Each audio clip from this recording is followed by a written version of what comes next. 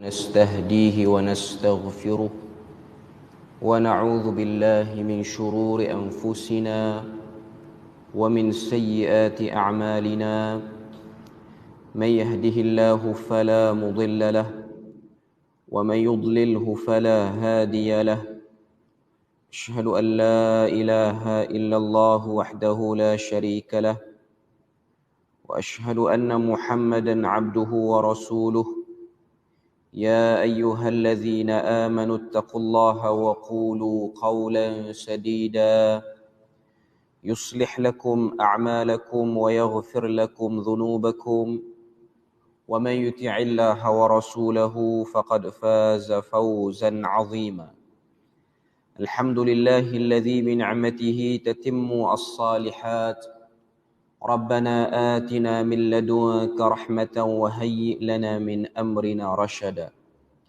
اللهم آت نفسي تقواها وزكيها وأنت خير من زكاها أنت وليها ومولاها. Alhamdulillah, syukur pada Allah Azza wa Jalla kerana dengan rahmat dan juga limpah kurnia yang Allah Ta'ala berikan dapat kita bersama pada pagi ini.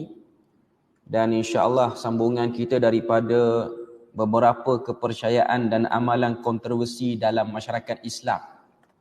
Hari ini kita akan bahas isu yang ketiga, iaitu berkenaan dengan kepercayaan Nabi Muhammad sallallahu alaihi wasallam adalah makhluk yang pertama diciptakan dan diciptakan daripada cahaya, ataupun konsep yang lebih ringkas ialah kepercayaan terhadap Nur Muhammad. Yang mana kepercayaan ini keluar daripada konsep ini ialah konsep wahdatul wujud. Itu yang paling banyak dan yang paling dekat bila mana kita membicarakan tentang konsep Nur Muhammad. Jadi sebelum pada kita bahas apakah yang dimaksudkan dengan konsep Nur Muhammad ini, ataupun makhluk pertama yang diciptakan ialah Nur Muhammad, kita tengok dulu pendahuluan yang diletakkan oleh penulis. Dia cerita secara umum apakah yang dimaksudkan dengan Nur Muhammad. Sebab dia ada dua bila mana kita bercakap tentang Nur Muhammad. Pertama, mereka yang mempercayai Nur Muhammad itu ialah nur hakiki. Betul, ianya cahaya. Dan nur ini ialah pancaran daripada nur Allah.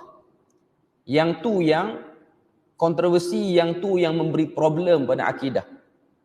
Adapun golongan yang percaya Nur Muhammad itu ialah majazi ataupun kiasan kepada ajaran yang dibawa, maka itu ialah benda yang banyak disebut dalam Al-Quran, benda yang banyak disebut dalam hadis.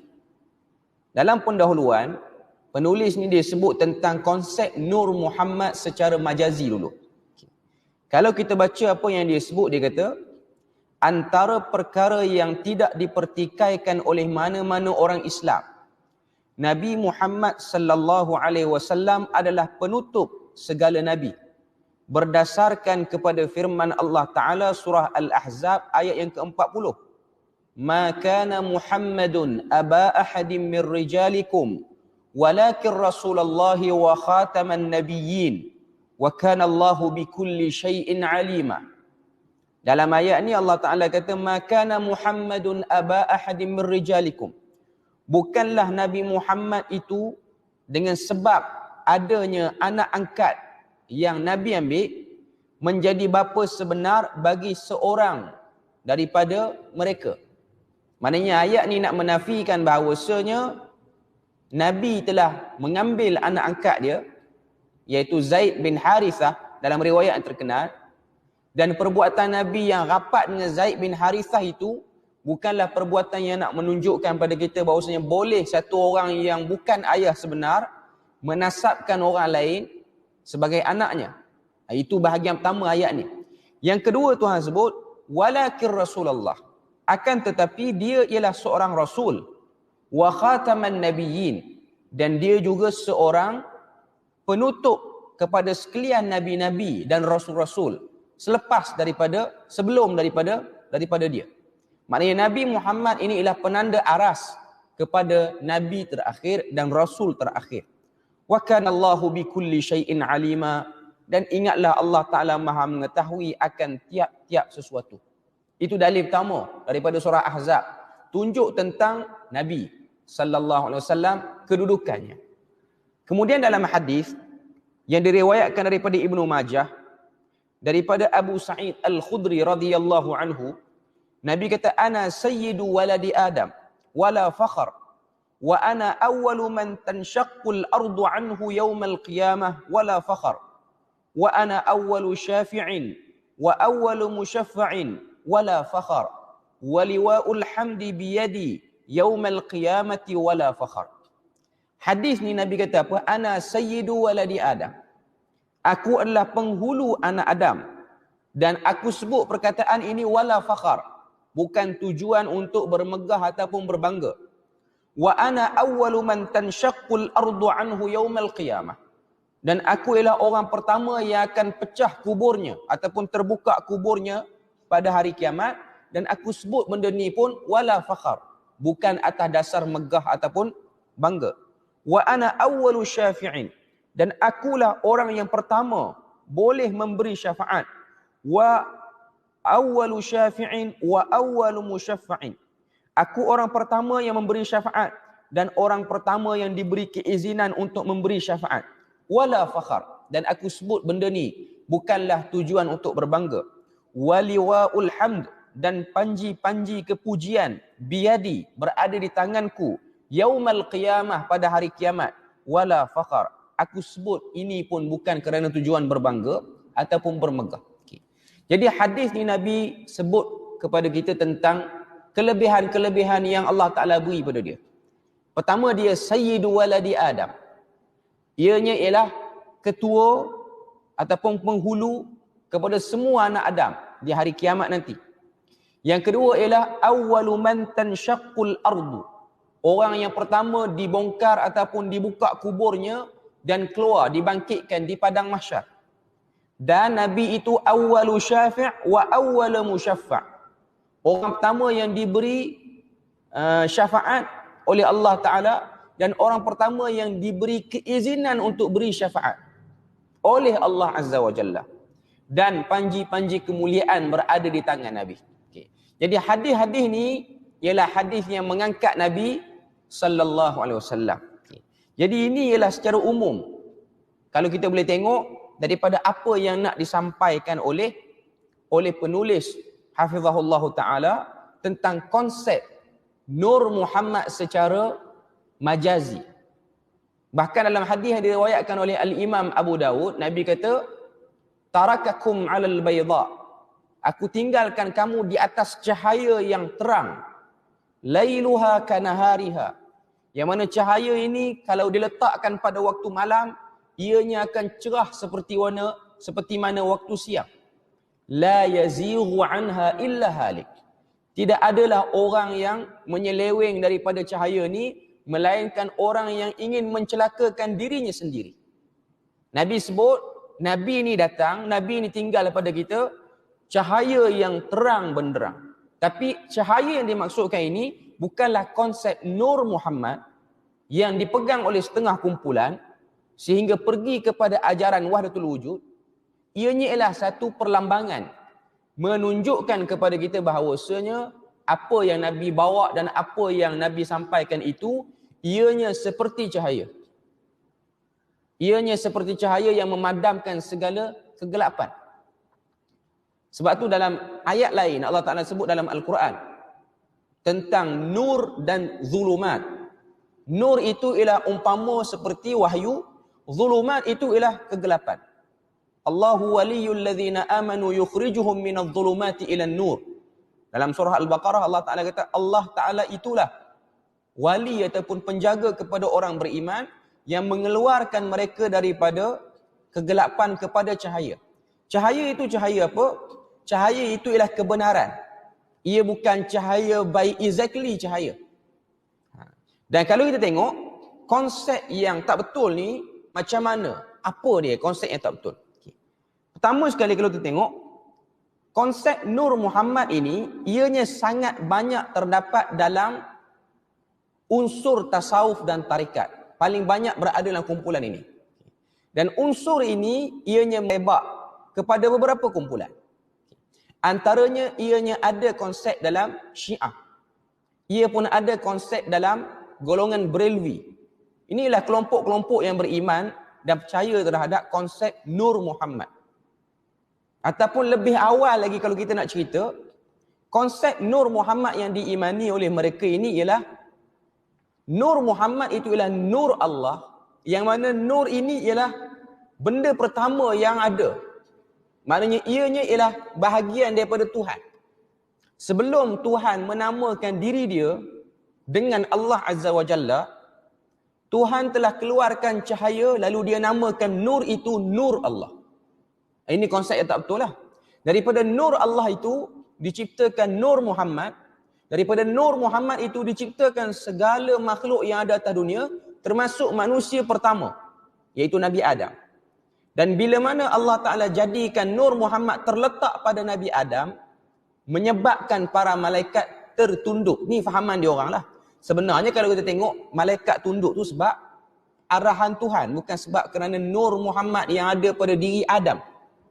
Sebab tu kalau tengok di Malaysia ni, bila mana sebut kepercayaan Nur Muhammad, ianya banyak dipegang ataupun dipelajari oleh kelompok mana?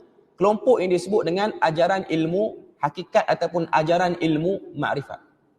Inilah benda yang banyak ada dan berlaku pada kumpulan ini. Okay. Kita tengok apa yang disebutkan di sini secara ringkas saya sebut. Kejadian pertama alam semesta ialah Nur Muhammad. Kesannya kalau kita tengok daripada konsep ni, walaupun dia hanya bias, dia taklah secara luas sangat, dia hanya ambil sikit-sikit, kesan daripada konsep Nur Muhammad ni, kita mungkin biasa terdengar dalam sirah, bahawasanya Nabi ni satu orang yang tiada bayang-bayang kalau berdiri di mana-mana pun. Benda ni kita biasa dengar oleh sebahagian orang duk cerita. Dan antara benda yang masuk dalam sirah daripada konsep Nur Muhammad ini ialah apa yang telah ditulis oleh Ibnu Hisham. Kita bukan kata Ibnu Hisham tu tak betul. Cuma Ibnu Hisham membawa riwayat dan tanggungjawab orang yang membaca kitabnya untuk menganalisis riwayat itu. Sebab satu orang pengkaji, dia akan datangkan sebanyak mungkin riwayat, lalu kitalah yang kemudian ini menimbang tentang riwayat itu betul ke tak betul. Itu ialah metodologi ataupun metod dalam memahami setiap riwayat yang datang. Dalam sirah Ibnu Hisham, kalau kita tengok, apa yang disebut oleh beliau, dia kata, ketika mana Nur Muhammad itu terzahir pada ayah Nabi, iaitu Abdullah bin Abdul Muttalib, menyebabkan ramai perempuan ni tergila-gila untuk berkahwin dengan Abdullah bin Abdul Muttalib, iaitu ayah Nabi, ayahanda Nabi lah. Sehingga ada di kalangan mereka ni mati kerana terpegun, terpesona dengan Nur Muhammad yang terpancar di wajah Abdullah. Terpancar di wajah Abdullah. Sehingga ada sebahagian riwayat mengatakan ada satu orang tukang tenun. Tukang tenun di Mekah ni pernah menawarkan untuk berzina dengan ayahanda Nabi. Okay. Benda ni kita tengok dari satu segi dia macam nak angkat, tapi dari satu segi dia macam nak burukkan juga keluarga Nabi. Sehingga dalam riwayat tu kata, hampir 200 orang perempuan mati kerana nakkan Abdullah bin Abdul Muttalib. Terutamanya perempuan daripada Bani Abdul Manaf dan Bani Makhzum. Dua ni. Ini dalam sirah yang perlu dibuat penilaian lah. Maknanya sirah ni sirah yang tak betul lah ni. Okay. Namun apabila ayahanda Nabi Abdullah berkahwin dengan ibu Nabi iaitu Aminah, nur itu hilang daripada Abdullah dan nur itu berpindah kepada mak Nabi iaitu Aminah. Sehingga sebahagian riwayat yang tak betul ni dia kata waktu Aminah telah mengandungkan Nabi dan nur tu dah berpindah kepada Aminah, ayah Nabi ni dia pergi balik jumpa tukang tenun yang pernah nak berzina dengan dia dulu. Lalu tanya, nak berzina tak? Dia kata tak nak sebab nur tu dah hilang. Jadi tukang tenun tu nampak nur. Ini ialah cerita-cerita yang tak betul lah. Cerita-cerita yang tak betul. Dan sebahagian sirah mengatakan antara sebab Abu Sufyan dan beberapa penguasa daripada Bani Abdul Manaf dan juga Bani Makhzum sakan sangat lawan Nabi ni bukan kerana dakwah tauhid, tapi kerana tak puas hati daripada Nabi itulah menyebabkan matinya hampir 200 orang perempuan daripada kabilah dia orang sebab tergila-gilakan pada ayah Nabi dulu. Itu pandangan lah, ataupun itu antara sirah-sirah yang Tokoh tambah. Okay. Jadi daripada konsep ini dia pergi kepada Tokoh tambah sirah Nabi pula. Dia pergi ke arah tu. Okay. Seterusnya yang kedua yang kita boleh tengok, ianya juga satu konsep yang dekat dengan konsep yang terdapat dalam Syiah yang disebut sebagai Nur Panjatan. Nur Panjatan ni ialah satu konsep. Panjatan tu ialah bahasa bahasa Urdu ataupun bahasa Hindi. Panjatan maksudnya ialah 5 peribadi. Panj tu maksud dia 5. Okay. Siapakah 5 peribadi ni? Iaitu pertama Nabi Muhammad, yang kedua Ali bin Abi Talib, yang ketiga Fatimah, yang keempat Hasan, yang kelima Husain. Okay. Yang ni ialah konsep nur panjatan yang ada dalam Syiah. Maknanya lima cahaya ni yang berasal pada Nur Muhammad, dan Nur Muhammad itu berasal daripada Allah Azza wa Jalla. Waktu sebelum diciptakan alam semesta ni, Nur Panjatan ni telah berlegar-legar mengelilingi arash sebelum kejadian alam selama 50,000 tahun. Ini riwayat yang dipegang oleh Syiah. Riwayat yang dipegang oleh Syiah. Seterusnya yang ketiga ialah daripada konsep ini, ianya menjadi punca terbesar kesesatan golongan Brelvi yang banyak berada di India dan Pakistan hari ini. Brelvi ni dia tak sama dengan Syiah. Cuma antara konsep yang dipegang ialah konsep Nur Muhammad dan juga konsep Wahdatul Wujud. Sebab tu kalau kita tengok antara kumpulan pecahan daripada Brelvi yang sampai ke negara kita ni ialah kumpulan Tijaniyah, tarekat Tijaniyah. Dan ini dia telah difatwakan oleh JAKIM tentang menyelewengnya kelompok Tijaniyah ini. Sebab dia orang ada konsep Nur Muhammad tersebut. Daripada konsep inilah kita tengok golongan yang mentakwil ayat Al-Quran secara sewenang-wenangnya, lalu mengenepikan hadis-hadis sahih yang menyebutkan tentang nur-nur, perkataan nur ataupun apa-apa saja yang bermaksud cahaya dalam Al-Quran dan hadis, ianya bukan bermaksud cahaya Muhammad yang dimaksudkan dengan Nur Muhammad itu, tapi ianya ialah satu bentuk majazi. Tapi diorang tolak semua benda ni. Dan di tempat kita, antara tulisan ataupun kitab yang mengenengahkan konsep Nur Muhammad ni ialah sebuah kitab yang bertajuk Madarijus Su'ud, karangan Muhammad Nawawi Bentan Al-Indonesi. Muhammad Nawawi Bentan Indonesi ni ialah orang Indonesia lah. Okay. Madarijus Su'ud ni kitab apa? Madarijus Su'ud ni ialah syarah kepada kitab Maulid Nabawi yang ditulis oleh Said Ja'far atau lebih dikenali dengan Barzanji. Sebut yang ni orang marah lah, tapi itulah hakikat yang ada. Madarijus Su'ud tu syarah kepada kitab Maulid Barzanji. Barzanji itu dia dah jadi satu adat di kalangan masyarakat Melayu. Dia hanya lantunkan susunan perkataan ataupun gubahan perkataan daripada Ja'far Al-Barzanji itu. Okay. Tapi dalam syarah Madarijus Su'ud, dia sebut konsep Nur Muhammad yang dia selitkan dalam dia mensyarahkan kepada Maulid Al-Barzanji itu sendiri. Okay. Dan kalau kita tengok, kesemua hadis-hadis yang dikatakan ianya ialah petunjuk kepada wujudnya konsep Nur Muhammad ini, ianya tak lebih daripada dakwaan semata-mata. Kebanyakan kitab-kitab, terutamanya ialah kitab-kitab rujukan induk oleh golongan Syiah, antaranya ialah Usul Kafi dan juga Furu'ul Kafi yang ditulis oleh Al-Kulaini. Selain daripada itu ialah Biharul Anwar oleh Al-Majlisi. Biharul Anwar oleh Al-Majlisi ni ianya ialah sebuah kitab yang dekat dengan masyarakat Melayu. Cuma orang Melayu tak perasan. Antaranya amalan-amalan fadilat-fadilat zikir ataupun kaifiat-kaifiat ibadah tertentu yang tak betul, kebanyakannya datang daripada kitab Biharul Anwar oleh Al-Milisi. Besar kitabnya, 21 jilid.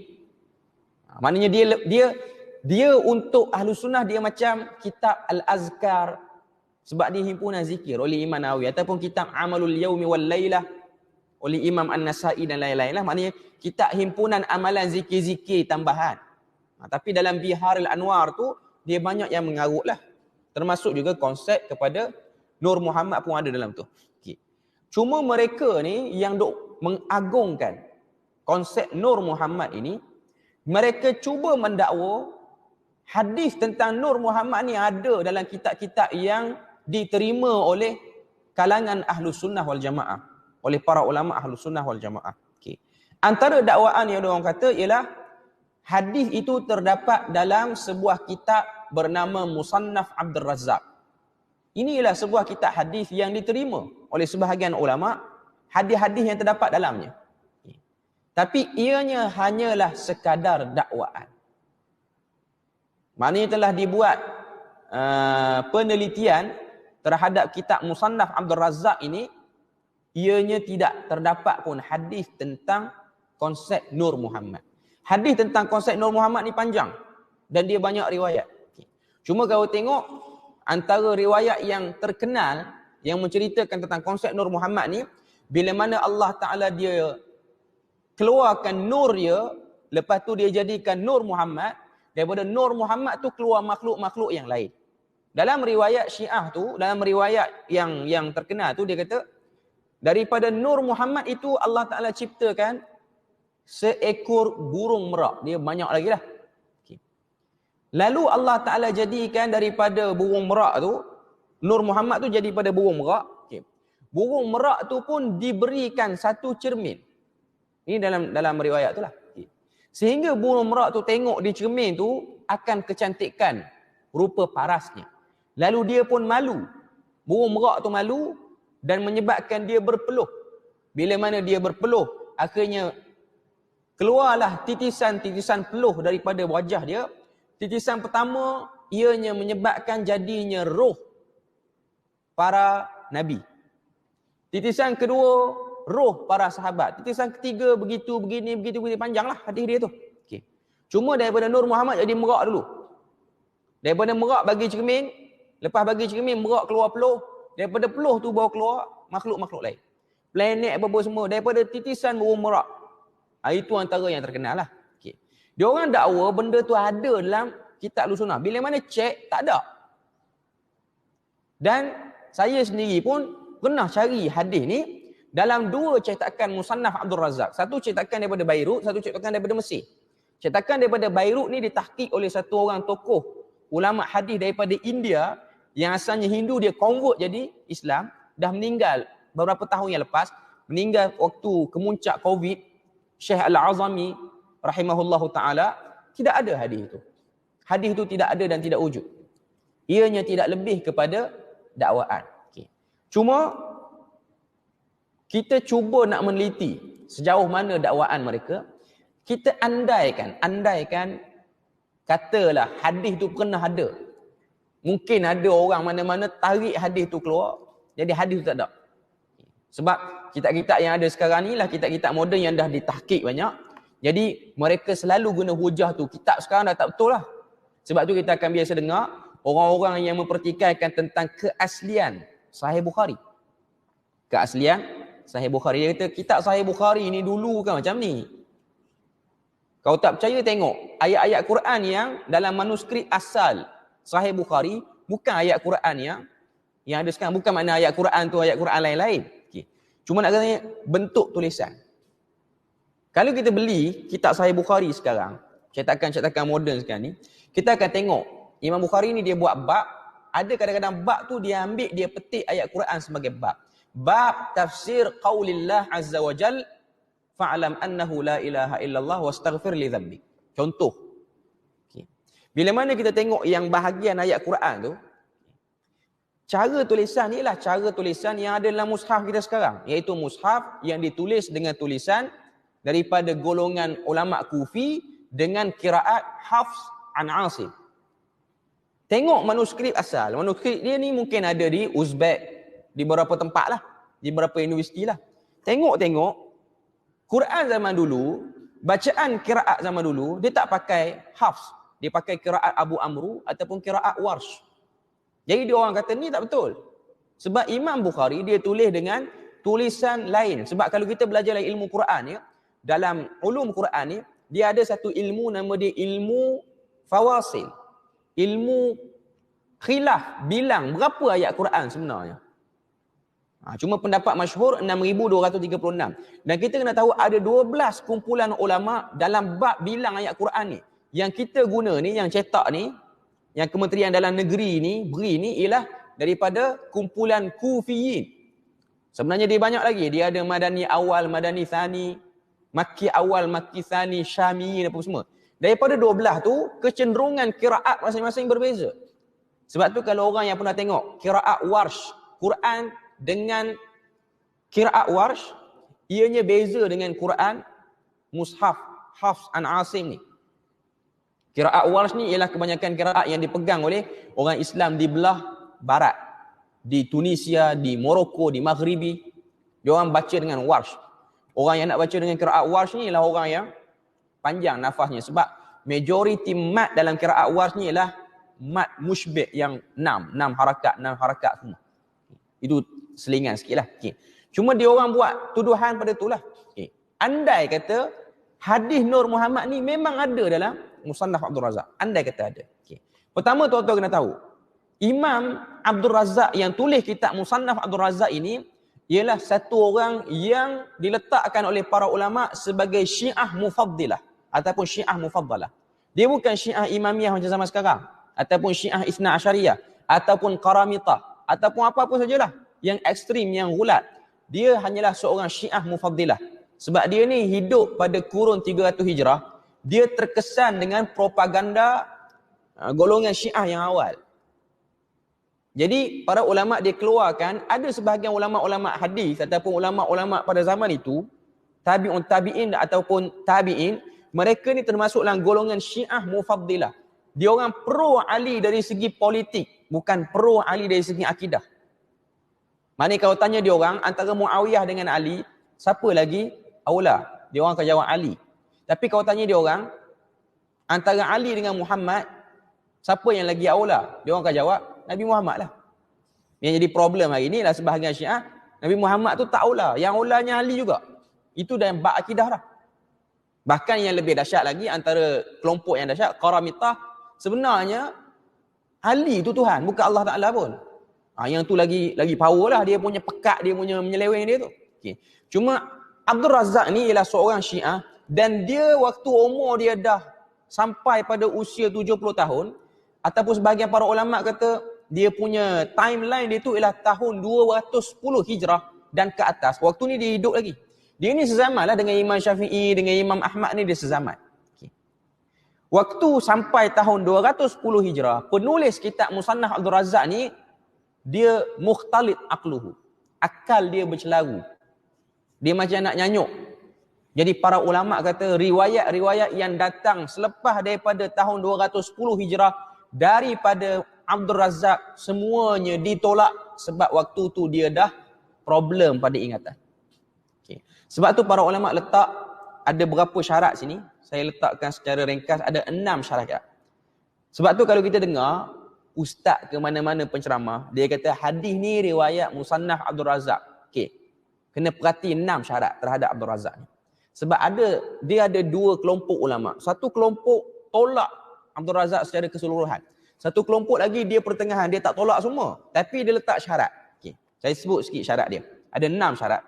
Yang pertama, kalau kita dengar orang riwayat hadis daripada Musannaf Abdul Razak, kalau hadis itu menyebut tentang fadail dan manaqib, kelebihan tempat ni, kelebihan orang ni, kelebihan Nabi ni, tak diterima. Sebab dia memang over dalam riwayat hadis ni. Maknanya dia terima semua. Itu syarat pertama.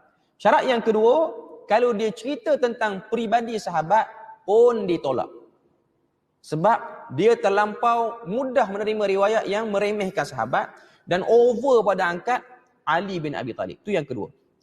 Yang ketiga, yang saya sebut tadilah, riwayat selepas tahun 210 Hijrah, ianya ditolak dengan sebab dia dah bercampur akalnya. Maknanya dia antara lupa dan nyanyuk pada waktu tu.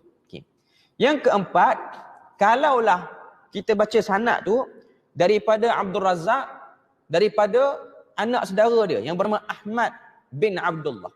Anak saudara dia, anak menakan dia lah. Riwayat yang datang daripada Abdul Razak melalui jalur Ahmad bin Abdullah semuanya mungkar. Sebab anak saudara dia ni tak amanah dalam riwayat. Dahlah riwayat Abdul Razak tu ada pertikaian. Datang daripada jalur dia lagi banyak problem sehingga banyak hadis riwayat daripada dia ialah mungkar. Seterusnya yang kelima, ianya banyak melakukan kesilapan bila mana meriwayatkan daripada Ma'mar. Satu orang perawi nama dia Ma'mar. Dan riwayat pada Ma'mar ini ialah antara riwayat yang dominan dalam kitab itu. Maknanya an Ma'mar tu banyak. Jadi bila mana daripada Ma'mar ni dia banyak buat silap. Dan syarat yang keenam ni lah syarat penerimaan. 5 syarat tadi tu lah syarat penolakan, semua tolak. Syarat yang keenam kata para ulama, riwayat Musannaf Abdul Razak diterima sekiranya riwayatnya muttasil, bersambung direct, maknanya ikut turutan. Daripada tabi'in, daripada tabi'un tabi'in, ambil pada tabi'in, tabi'in ambil pada sahabat, sahabat ambil pada Nabi. Dan kesemua perawinya thiqah, baru diterima. Tu pun riwayat sebelum dia nyanyuk. Dan riwayat yang bukan datang daripada anak menakan dia, Ahmad bin Abdullah. Dan riwayat tu tidak ada perawi nama Ma'mar. Yang tu boleh terima. Termasuklah yang 2 tadilah, tambahan bukan riwayat manaqib ataupun fadail, bukan juga riwayat berkenaan dengan sahabat, iaitu kelebihan sahabat ataupun kekurangan sahabat. Secara umumnya saya boleh katakan di sini, fahaman wahdatul wujud yang dibawa, fahaman konsep Nur Muhammad ini yang dibawa, yang diketengahkan oleh beberapa kumpulan, antaranya Syiah dengan namanya Nur Panjaitan ataupun Berilwi Nur Muhammad, dalam ajaran hakikat ataupun ilmu makrifat yang dibawa oleh Haji Ahmad Laksmana, itu yang paling terkenal lah. Semuanya mendakwa ianya konsep pembentukan alam. Tapi semuanya itu ialah dakwaan kosong. Maknanya kesimpulan yang kita boleh buat, riwayat dhaif pun tidak ada, apatah lagi riwayat sahih. Yang ada hanyalah dakwaan. Bahkan ada satu orang di India masih lagi hidup, dia ni diberi gelaran oleh pengikut dia dengan gelaran Syekhul Islam Tahir Al-Qadiri. Dia daripada tarikat Qadiriyah. Dia ni digelar dengan Syekhul Islam. Pakai kemah, kalau tuan tengok dalam Google ada lagi. Dia pernah keluarkan satu kenyataan yang tak pernah disebut oleh orang-orang yang bawa fahaman Nur Muhammad ni. Dia first bawa. Dia pernah cerita dalam kuliah dia tu dalam bahasa Urdu lah, tapi ada translation dalam bahasa Inggeris. Dan ada translation dalam bahasa Arab sebahagian kuliah dia. Dia kata ada satu riwayat ketika mana Rasulullah didatangi oleh Jibril. Ketika mana Nabi didatangi oleh Jibril, Nabi pernah tanya Jibril, "Wahai Jibril, sewaktu kamu terima wahyu daripada Allah Azza wa Jalla, nak hantar ke aku di bumi ni, pernah tak kamu pandang Allah Ta'ala wajah dia?" Jibril kata, "Aku tak pernah, sebab aku gerun. Aku tak sanggup nak tengok." Nabi kata, "Kalau kamu ada peluang, cubalah kamu dongak, kamu languk kepala tengok sikit. Yang kamu terima riwayat tu siapa? Allah tu macam mana muka dia?" Yang ni kawan ni cerita, Tahir Al-Qadiri. Tak ada dalam kitab-kitab Musannaf Abdul Razak pun tak jumpa, tak ada. Kitab-kitab Syiah yang dah lama pun tak ada sebut ini. Dia yang first juga. Maknanya, kalau kita kata dia reka lah kot. Okay. Dia kata, bila mana Jibril menerima arahan untuk terima wahyu daripada Allah Ta'ala, dia teringat tentang pesan Rasulullah dulu. Dia kata kalau ada peluang, languk tengoklah Tuhan tu macam mana. Okay. Bila mana dia dapat peluang tu, dia tengok itu ialah Muhammad. Muka sama macam Rasulullah tu, yang di langit tu. Maknanya yang diambil wahyu tu ialah Muhammad, turun kepada Muhammad juga atas dunia. Ini ialah kepalsuan dan penyelewengan. Cuma yang bawa konsep Nur Muhammad yang paling kata apa, kuat bawa teori Nur Muhammad ni ialah kelompok Brelvi. Brelvi ni daripada India, antara tokoh ulama yang orang kata apa, berjuang membuka kesesatan. Brelvi ni ialah Syekh Ihsan Ilahi Zahir. Dah meninggal, dah wafat pun. Meninggal pun kerana dibom di Karachi dengan sebab dia punya kesungguhan cakap tentang kesesatan Syiah apa semua ni. Dan kalau kita baca cerita Ihsan Ilahi Zahir ni, waktu dia dibom, percubaan nak bom tu 3 kali. Maknanya diletak di bawah podium, meja kuliah dia tu time bomb. Kali pertama meletup tapi dia tak cedera. Kali kedua tak meletup. Kali ketiga meletup dan dia cedera. Parah cedera tu sehingga terpaksa dibawa ke negara lain berubat. Berubat di Riyadh, di Arab Saudi. Dan pada waktu tu ialah zaman pemerintahan Malik Faisal. Atas lagi daripada Malik Salman, Malik Abdullah dan Fahad dan lain-lain, atas lagi lah. Okay. Sehingga ianya menjadi penanda aras MOU antara dua kerajaan, Saudi dan juga Pakistan. Sebab peringkat awal Pakistan tak nak bagi. Sebab kita kena tahu, dalam ahli parlimen Pakistan, ramai juga yang berfahaman Brelvi, termasuk sekarang. Maknanya dia punya pemimpin-pemimpin dia orang tu, yang memegang tampuk pemerintahan tu ialah majoriti Brelvi. Sebab tu Brelvi dia ada tempat yang besar di India, Pakistan. Kalau tuan-tuan tengok video-video golongan Brelvi ni pakaian dia elok. Pakai kurta putih, pakaian dia orang lah. Cuma dia orang suka pakai serban warna hijau. Kalau kita pergi buat umrah, ziarah Madinah, kita akan tengok kumpulan ni kalau dia orang datang lah. Duduk belakang makam Nabi pakai serban hijau, duduk dekat tempat macam ada satu pelantar tu. Itu kawasan Dakatul Arawat hakikatnya, tapi dia orang suka duduk situ. Dan dia orang percayalah ada kelebihan apa situ. Dan dia orang ni selalu melantunkan syair. Syair tu dalam bahasa Urdu lah. Saya tengok syair tu dan saya tanya beberapa orang yang pandai Urdu, kawan-kawan yang belajar di India, Pakistan ni, apa maksud syair itu? Syair tu bunyi dia, saya sebut sikit lah, walaupun saya ni taklah pandai sangat bahasa Urdu, tapi kita sebut lah, kita dah pergi betul lah sebutan dia ni. Wohi jo mushtavi arashta khoda hokar, utar para Madinah me Mustafa khoda hokar. Biasa sebut Arab lah, ini kita sebut Urdu lah. Okay. Maksud dia apa? Wohi jo mushtavi arashta khoda hokar, dialah yang berada di Arash yang mulia dan akhirnya turun ke Madinah menjadi Mustafa yang mulia. Itu konsep Nur Muhammad. Maknanya yang duduk di Arash yang bagi wahyu tu Muhammad, yang turun ke Madinah pun Muhammad juga. Jadi ini ialah konsep Nur Muhammad yang batil, yang tak betul. Okey, jadi ini bahagian pertama. Sebab untuk Nur Muhammad ni dia agak panjang. Ini yang saya cari sendiri. Saya tak baca lagi yang dalam buku ni. Yang dalam buku ni ada benda-benda yang agak menarik juga untuk dikongsi. Tapi saya agak untuk dikongsi pada kali yang akan datang. Okay. Iaitu kesan kepercayaan kepada masyarakat dan ummah. Dan kita akan sebut sikit beberapa sumber-sumber lain tentang konsep Nur Muhammad. Dan dekatnya konsep ini dengan sufi kebatinan juga konsep wahdatul wujud. Jadi saya rasa kita berpada situ je lah untuk pagi ni. Moga Allah Ta'ala beri pada kita rahmat dan berkat. Subhanakallahumma wa bihamdik. Asyhadu an la ilaha illa anta wa astaghfiruka wa atubu ilaik. Wassalamualaikum warahmatullahi wabarakatuh.